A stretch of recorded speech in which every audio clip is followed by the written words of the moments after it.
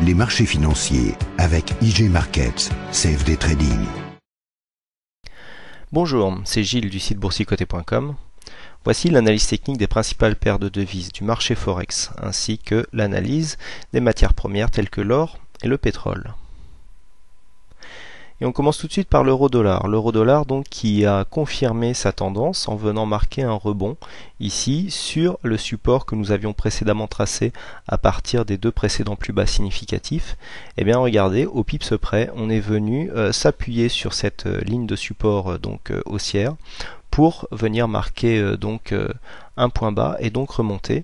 On corrobore ce contact avec une inversion ici du MACD et même du stochastique pour venir continuer sur la tendance, venir marquer un nouveau plus haut par rapport au précédent plus haut que nous avions là, ce qui nous donne un signal de trade, mais la cassure n'a pas été assez franche. Nous sommes redescendus en deçà du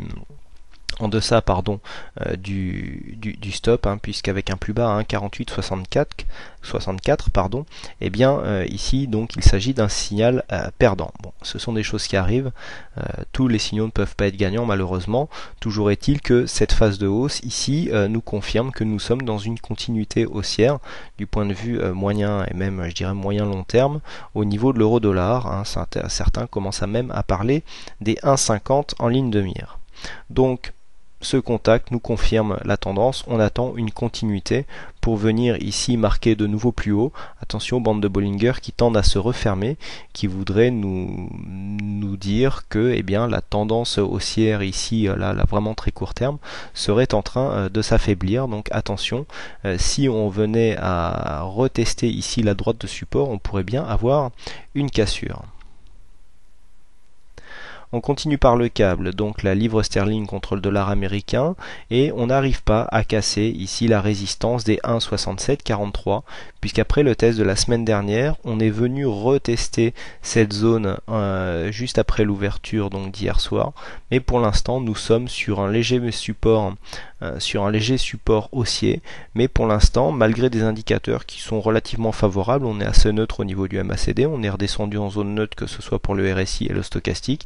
Eh bien on attend encore avant d'aller confirmer et essayer de matérialiser cette cassure. Attention, un peu comme pour l'euro-dollar, ici nous avons un affaiblissement de la tendance qui se manifeste par un resserrement des bandes de Bollinger, donc peut-être que la cassure ne viendra pas pour tout de suite, ou alors si on venait casser avec force cette zone, eh bien on assisterait à une nouvelle tendance haussière avec certainement un réécartement de ces bandes de Bollinger.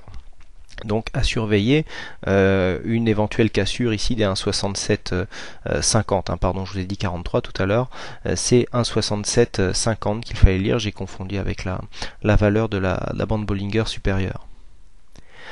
On passe tout de suite au dollar-yen, donc le dollar-yen qui s'est trouvé un nouveau support, un support que nous avions déjà testé vendredi dans la zone des 81,06.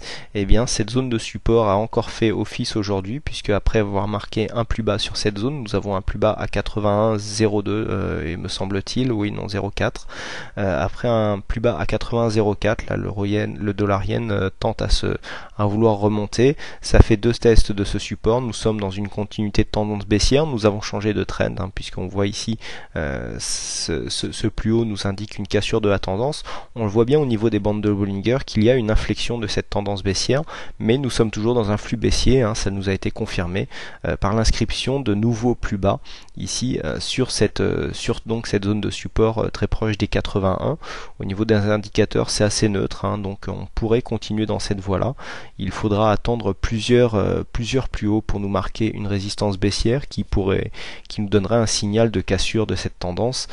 Si elle était franchie, pour l'instant il n'y a aucune ligne vraiment significative que l'on pourrait inscrire, puisque la résistance qui passerait par ces trois plus hauts a déjà été cassée par ce plus haut-ci. Donc pour l'instant, tendance baissière qui change de trend, donc on a changé de dynamique, mais toujours orienté à la baisse.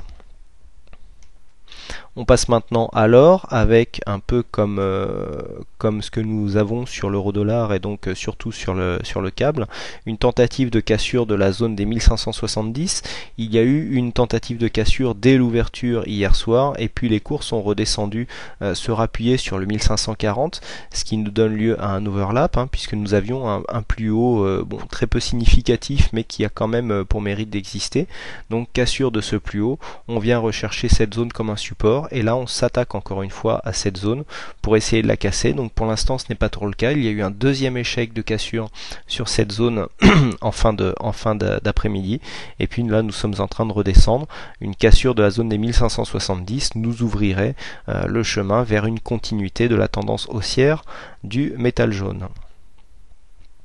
Et enfin on termine par le pétrole qui a failli casser sa zone de range par le haut au niveau des 114. On est venu inscrire un plus haut aujourd'hui à 114,82 donc dollars le baril pour le brut léger américain.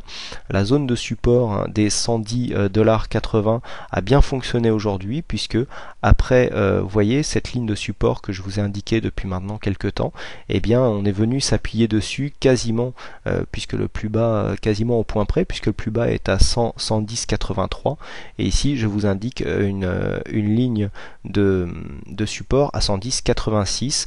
Donc là une zone de support très forte qui a été testée plusieurs fois et qui nous a occasionné un beau rebond. Donc pour ceux qui jouent le range, je l'ai maintenant conseillé depuis quelques temps, attention là pour ceux qui jouent le range, on arrête de jouer le range puisque on commence à avoir des tentatives de sortie, mais bon pour ceux qui ont joué le range, j'avais conseillé des contacts sur les zones qui étaient 114 et 110, et bien 110,80, et bien il va falloir sortir de cette stratégie puisqu'on commence à avoir une tentative de cassure par le haut.